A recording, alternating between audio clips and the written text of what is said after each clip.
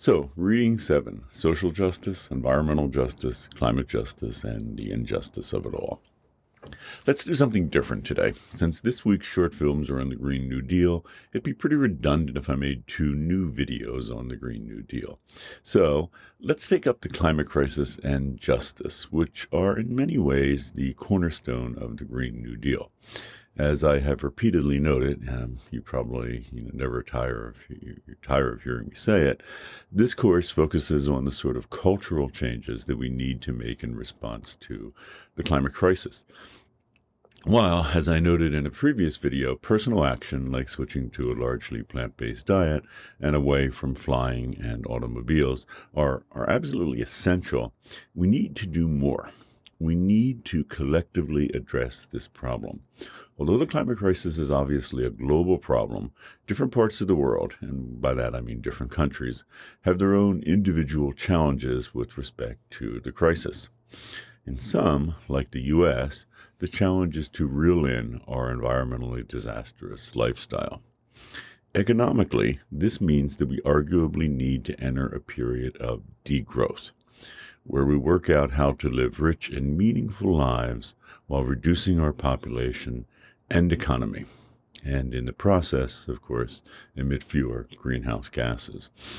Alternately, in low and middle income countries, the challenge is how to raise the quality of life for everyone, so that everyone there can also live rich and meaningful lives, while not raising greenhouse gas emissions to unacceptable levels in the process, which is, sadly, exactly what wealthy countries like the U.S. did.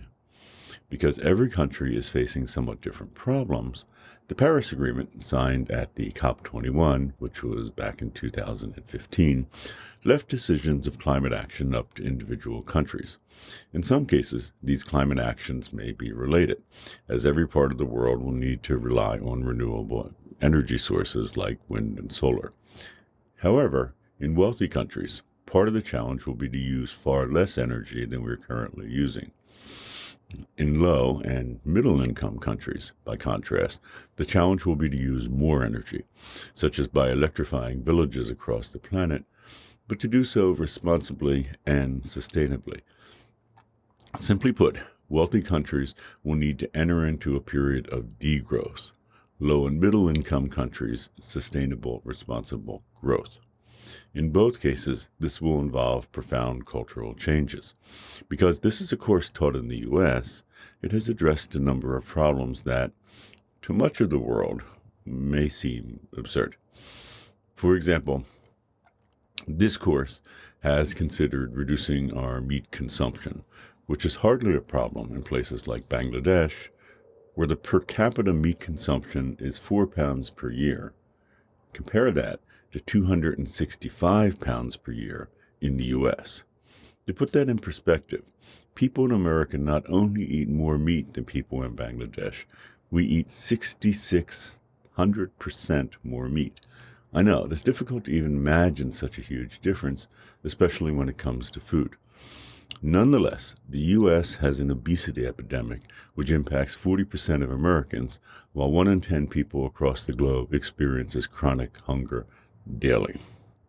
Returning to the example of Bangladesh, approximately 40 million people are close to starvation there, and 40% of the country falls under 3 categories: hunger, starvation, and chronic hunger. We've also taken up the issue of air travel. In the U.S., there are 2.5 flights per person per year. While not everyone is taking this many flights, as a country, we obviously fly quite a bit, with frequent flyers flying a great deal more. In contrast, in Bangladesh, just 1 in 55 people fly every year. If you had trouble wrapping your head around the fact that the average person in America eats 6,600% more meat than the average person in Bangladesh, the difference with air travel is even harder to imagine, as the per capita air travel in the U.S. is 14,000% greater than in Bangladesh.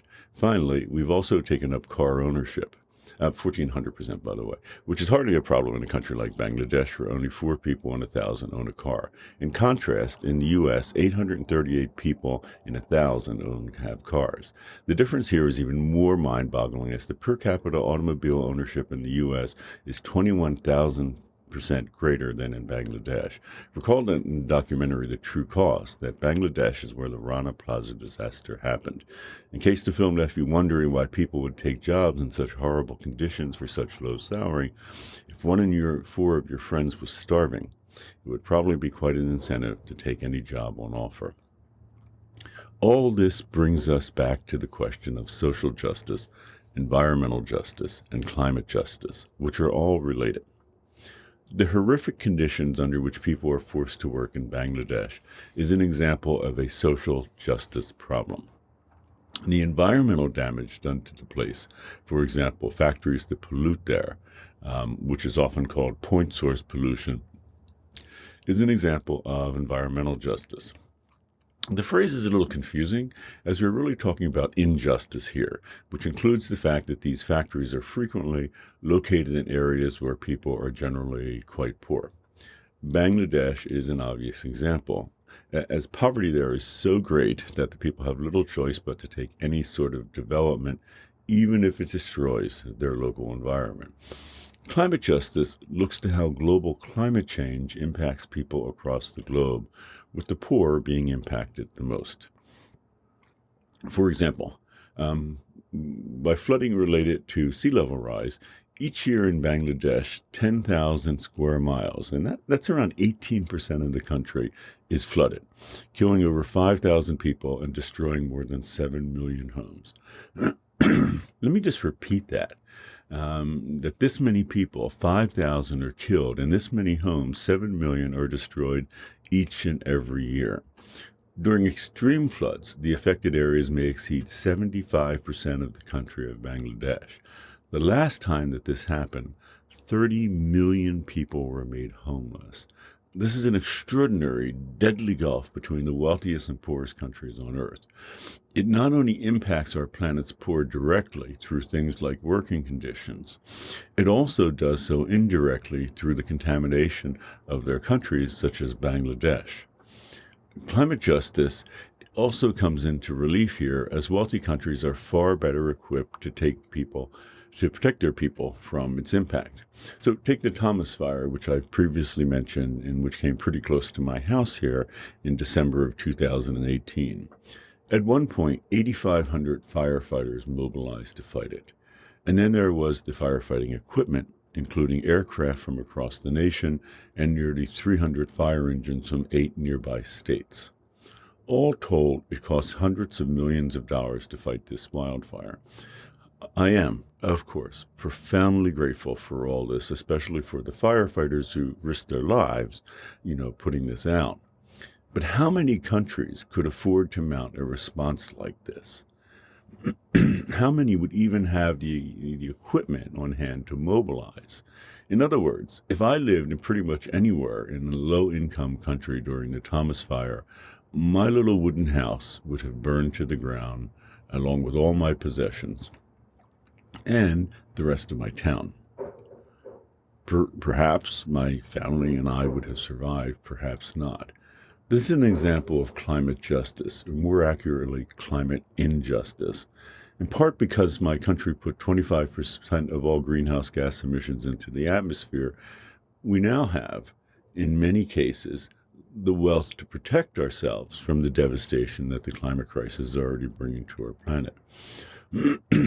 On the other hand, the 30 million people made homeless by that last great flood in Bangladesh have no such protection.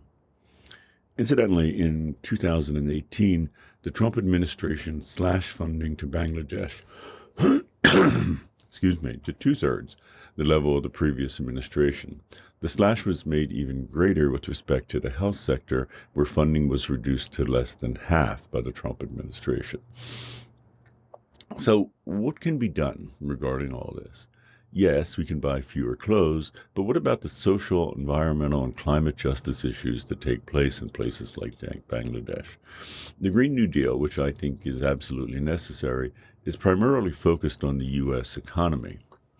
But what responsibility does the U.S. have to the rest of the world, to places like Bangladesh? Specifically, as a trading partner and in terms of social justice, what responsibility do we have to mitigate the sort of cultural problems that led to the Rana Plaza disaster? Regarding environmental justice, should we play a role in making sure that countries like Bangladesh have strong environmental laws which would prevent the production of stuff for the U.S. and the rest of the world from destroying the environment of Bangladesh? Finally, with respect to the climate crisis, should we help Bangladesh when they suffer the consequences of the crisis? So, class discussion of social justice, environmental justice, climate justice, and the injustice of all. So let's start with the first quote. The statistic you mentioned regarding the loss of life and homes in Bangladesh is astonishing. I was truly shocked by it.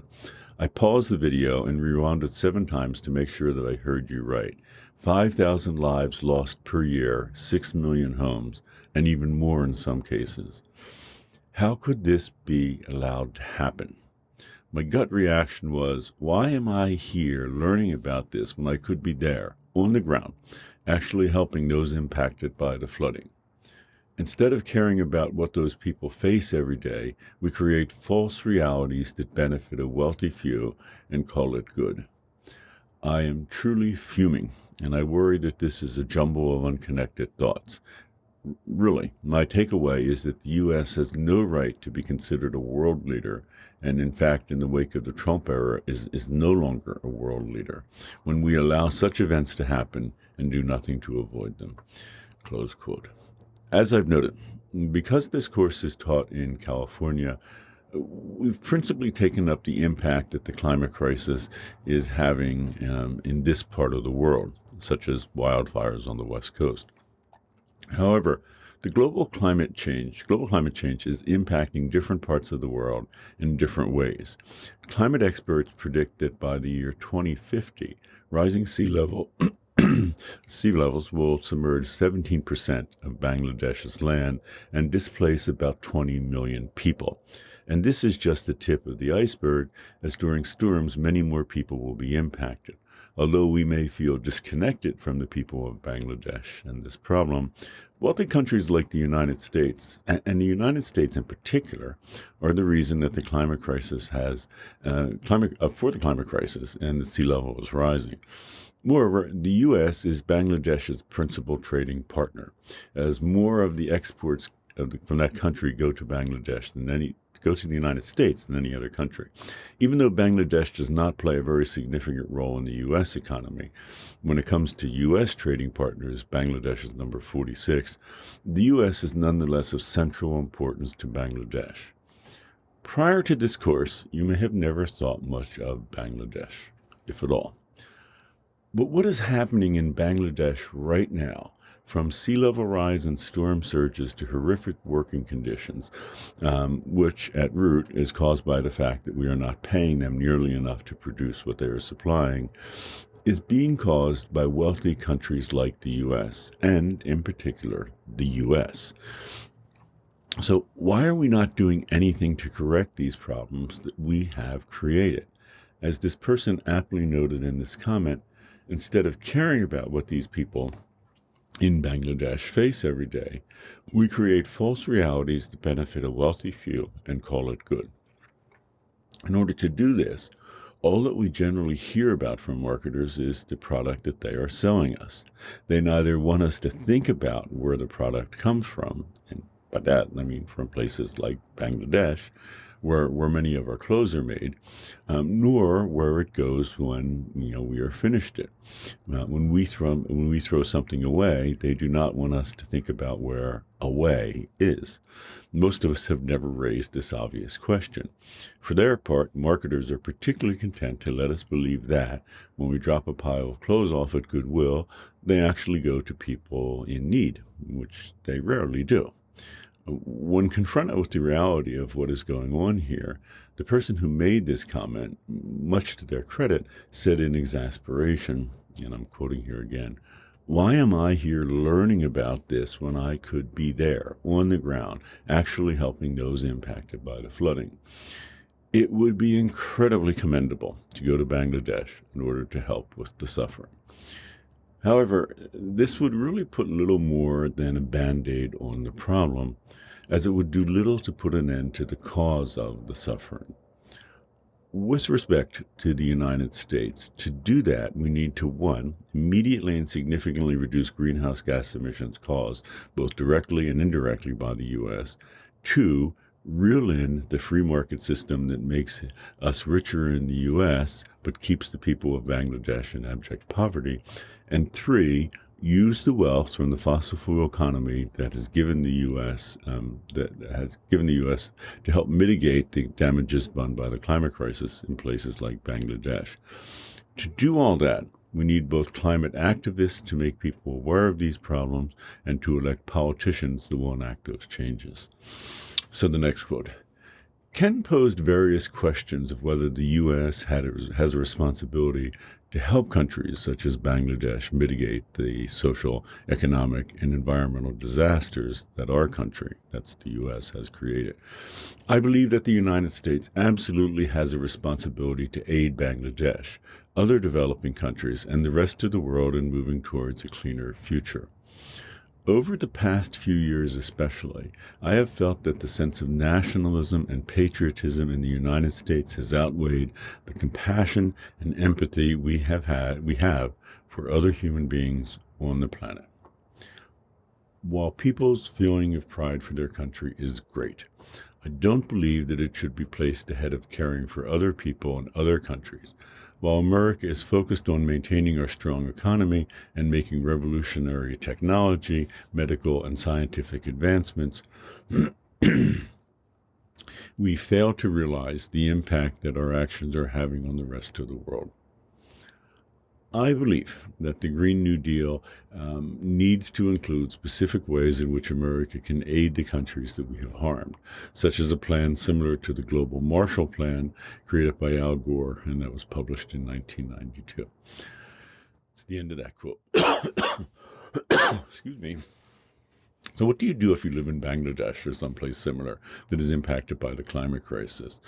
What if you were one of those aforementioned 20 million people that will need to migrate when 17% of Bangladesh is submerged by 2050? You really have no choice. You would need to migrate. Across the planet, there are already millions of climate migrants, people who have no choice but to leave their homes. As astonishing as it may sound, even back in 2017, 68 million people worldwide were forced to become climate migrants. As the Brookings Institute notes, 1/3 of these were forced to move by sudden onset weather events, and that's things like flooding, forest fires after droughts, and intensified storms. By the way, that's an extraordinary number of people, about 3 times more people than those displaced by conflict and war during that time. 3 times more. It used to be that wars and other conflicts were the greatest challenge faced by people across the planet. Now the climate crisis is becoming even worse. Regarding the other 2/3, the Brookings Institute notes that it is becoming obvious that climate change is contributing to the so-called slow onset events, such as desertification, sea level rise, ocean acidification, air pollution, rain pattern shifts, and loss of biodiversity. So let's take Central America as an example. First, Central America is now experiencing more and more severe of those sudden onset weather events mentioned by the Brookings Institute.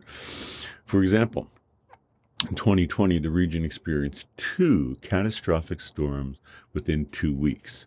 Eta, a Category 4 hurricane, and Iota, which was briefly a Category 5 hurricane. These 2 storms impacted 6 million people, destroyed thousands of homes, and displaced nearly 600,000 people in Honduras, Guatemala, and Nicaragua. In contrast, many people also lost their livelihoods. The Ministry of Agriculture and Livestock in Honduras estimates that up to 80% of the agricultural sector was decimated by the storms, an industry that provided 1/3 of the country's employment. Second, in terms of so-called slow onset events, such as desertification, mentioned by the Brookings Institute, the FAO, and that's the Food and Agriculture Organization of the United Nations, the UN, notes that there is something called the Dry Corridor Strip, which stretches from southern Mexico down to Panama and suffers from severe inclement weather due to El Nino. Although the term Dry Corridor Strip didn't even exist 10 years ago, today it symbolizes the region's vulnerability to the effects of climate change, and that's the FAO there. The impact of this desertification is profound. For example, in 2018 alone, a dry spell caused crop loss for up to 2.2 million people. Losses in bean and corn crops planted by subsistence farmers ranged from 70 to 100% loss in the dry corridor. So with the devastating one-third punch of sudden onset weather events and slow onset weather events such as desertification, what are impacted places like Honduras, Guatemala, El Salvador, and Nicaragua to do? Shortly after Hurricane Eta and Iota hit, with few options at home, in mid-January of 2021, up to 9,000 people gathered to join a caravan in Honduras heading to Mexico and the United States in search of opportunity. This was just the most recent such event, as people have been, in part, because of severe climate change, leaving the dry corridor for a decade now. What is happening in the dry corridor has profoundly altered who is attempting to enter the U.S. from our southern border. In 2011, 86% of people arrested for trying to cross the southern border into the United States were from Mexico. In 2019, 8 years later, 81% were not, surprisingly, if you're familiar with what is happening in dry corridor. They were from Guatemala, Honduras, and El Salvador. Returning to this person's comment, allow me to repeat a portion of it. Over the past few years especially, I have felt that the sense of nationalism and patriotism in the United States has outweighed the compassion and empathy we should have for other human beings. While people's feeling of pride for their country is great, I don't believe they should be placed ahead of caring for other people in other countries. In 2018, the then sitting president of the United States, Donald Trump, called a caravan of Central American migrants heading toward the U.S.-Mexican border, quote, an invasion, and pledged to use the U.S. military to stop people from entering the U.S. And I quote here, this is Trump, "This is an invasion of our country and our military is waiting for you," the president tweeted. 5,000 U.S. troops were deployed to the border in what the Pentagon called Operation Faithful Patriot. The profound irony here is that Central America is among the most vulnerable regions of the planet because of climate change, despite producing less than 1% of global carbon emissions. In dramatic contrast, the United States emitted roughly 25% of global greenhouse gas emissions. In other words, the U.S. is playing a leading role in bringing about a situation that has devastated the lives of millions of our southern neighbors. However, with little choice than to become climate migrants, when these neighbors come to us looking for a new life, we respond with deadly military force. Sadly, this hints at the future, as we have seemingly already decided how we are going to act during the climate crisis with respect to humanitarian aid. Yeah, so next quote. A lot of the time, we Americans don't recognize how climate change isn't just an environmental issue, but a social issue as well.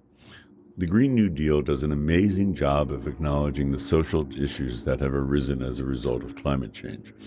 Americans are going to countries in the Middle East and fighting these wars in order to secure oil. While they're fighting these wars, they are ruining the conditions of innocent people who live in these war zones. It's disheartening to see the measures Americans are going to secure oil. This is why, just as Ken said, it's important to vote for candidates who are willing to put our climate first. If this issue isn't solved soon, we won't see a future on Earth. If candidates see how important the general population views the climate, they will begin to support pro-climate legislation such as, excuse me, the Green New Deal. So in the past 30 years, the United States has fought two major world wars. The Gulf War in 1991 and the Iraq War beginning in 2003 in the part of the world rich in oil. Arguably, these wars were fought over securing just who would control that oil. Consequently, as this person notes, it's disheartening to see the measures Americans are willing to go to in order to secure oil. When we talk about the cost of petroleum oil, we generally refer to the financial crisis, the cost in dollars, such as the cost per gallon of gasoline. However, there are all sorts of costs to securing oil. Tens of thousands of people, including civilians, died during the Gulf War. And there were environmental costs. Iraq intentionally dumped 40 million gallons of crude oil into the Persian Gulf during the offshore oil spill, which was the largest offshore oil spill in history at that time, and set fire to 700 oil wells, thereby, as this person notes, ruining the conditions of innocent people who lived in war zones. When we fill up our tank at a local gas station, we nearly always forget about these extraordinary costs and how unfair and unjust this is to all sorts of people, such as those living in this war zone. So far, we have already been discussing social justice issues that are a consequence of the climate crisis. In other words, how people across the planet, many of whom did little or nothing to contribute to the crisis, will be impacted by climate change. However, as this person rightly notes, social justice issues arise before we even burn the extracted oil. This happens all across the planet, and not just during wars. For example, if you were under the impression that Egypt or Libya was the largest producer of oil in North Africa, think again. Nigeria is Africa's main oil producer. The petroleum industry accounts for almost 90% of all export value in Nigeria. However, this does not at all translate into wealth for the Nigerian people, where the per capita income is under $2,400 per year. This is in part because of corruption and in part because the oil companies making a profit there are from foreign countries such as the United States. 3 of the biggest oil companies in Nigeria are U.S. companies, Exxon, Chevron, and Shell. In short, the fossil fuel economy creates all sorts of justice problems for all sorts of people across the planet. So the next quote. The U.S. is really internally 2 separate countries, the wealthy and the privileged, and the poorer, primarily BIPOC communities, and that's Black, Indigenous people of color. We live in 2 different experiences, with the former oppressing the latter. Although the U.S. has outlawed segregation, and although we have relinquished many of our imperial possessions, it's clear that these 2 power hierarchies are still in place. The histories are impossible to ignore, both in developing nations like Bangladesh and in minority communities right in our own cities. It's disgusting. The environmental movement has to be intersectional. Solutions offered like electric cars are only for the privileged global elite, when, as Ken mentions, only 0.4% of people in Bangladesh own a car. I want to scream, it's all so unfair. This is why I like the Green New Deal. Its authors acknowledge these inequities and focus on addressing them. Different communities will have different solutions to the climate change, and we kind of rely on those in power to understand this reality and to work simultaneously to fix climate change and fix the systemic issues with how this country treats the poor. It is, as this person concisely notes, the environmental movement has to be intersectional.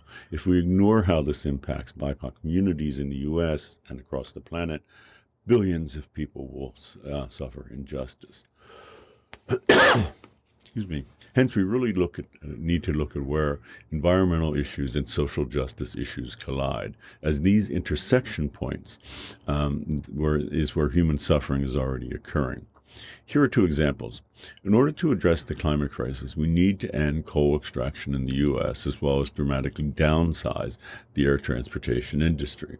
The problem is that these industries employ many people. The air transportation industry directly employs around 500,000 Americans and indirectly far more.